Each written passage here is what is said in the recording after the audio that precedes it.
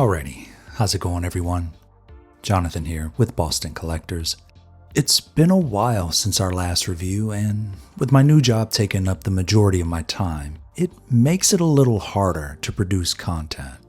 So we're trying something new. We may or may not continue to tweak this new format, but we do hope you enjoy. One of the standout moments during the unboxing experience was having Anakin come with pairs of hands. The paint application to them are superior to any other hands that I've had in recent years, even if the molds are familiar.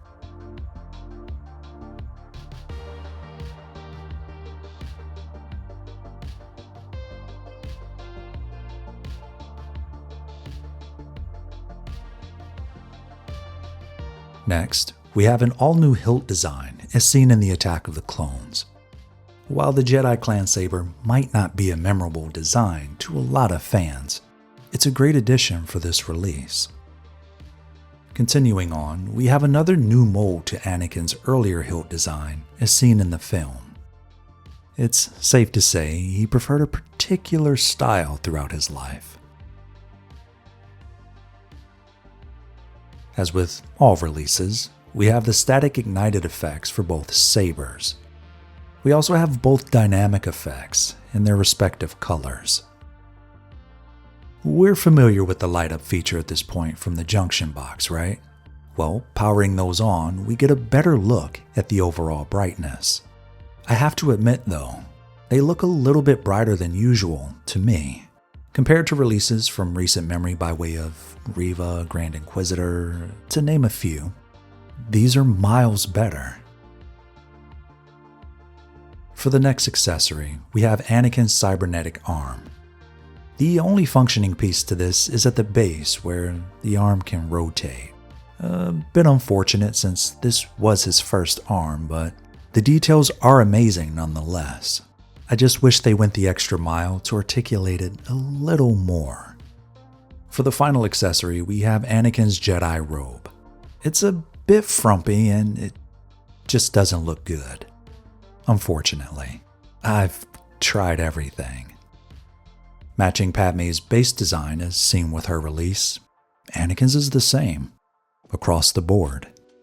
And I say that because the mechanical bits weren't upgraded to attach to the base. For what it's worth, I feel he came with what was necessary. My earlier complaints still remain, but everything I want is available. The quality behind this portrait can't be overstated. From the detail of the muscles near his temples, to the softer appearance to a younger Anakin, which you'll see those comparisons later, to so much more. The portrait ticks all of the boxes for me, even if his head does appear a bit on the larger side. I originally had no intentions on filming this video, but after making so many clips of the portrait, I figured I might as well. I'm sure there are issues some people may have with the portrait design, and they're entitled to their opinion, but I'm enthralled by it, and I find it to be up there with the likes of Casca Reeves and Kenobi Vader, to name a few. The seamless approach to access the Sur System reminds me of Director Krennic. If you look closely, you can see the same, but it isn't jumping out at you.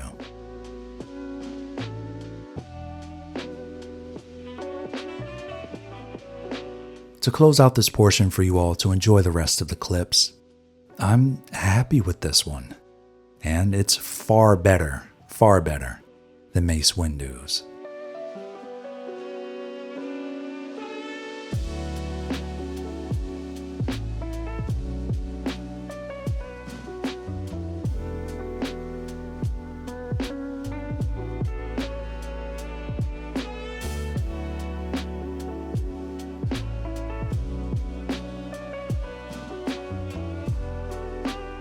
The tailoring to Anakin's outfit is actually pretty damn good. The clothing is thin, but it needs to be, especially if we want to keep the frumpiness of it in check. The magnets for the robe are hiding beneath the cloth tabards, which is velcroed in place to the tunic. This segment might look a little strange, but it's actually a great addition to this piece. rather than constantly needing to adjust and futz or redo and whatever it is you do when you pose. Hot Toys separated the undershirt at the elbow, and I'm on board with it.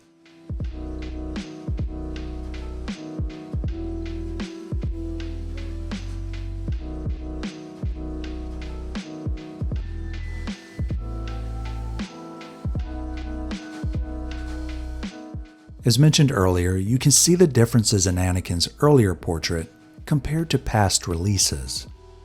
The better comparison will go to his artisan release from the Revenge of the Sith, but we'll have to wait and see. For now, this'll have to do. And with that, I'll be giving this figure an 8.5 out of 10. There are other issues that I didn't get to go into too much detail with, but they do exist.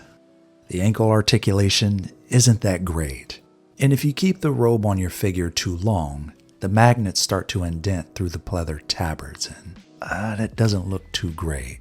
Other than that, I'm happy to have him in the display. And with that, thanks for watching.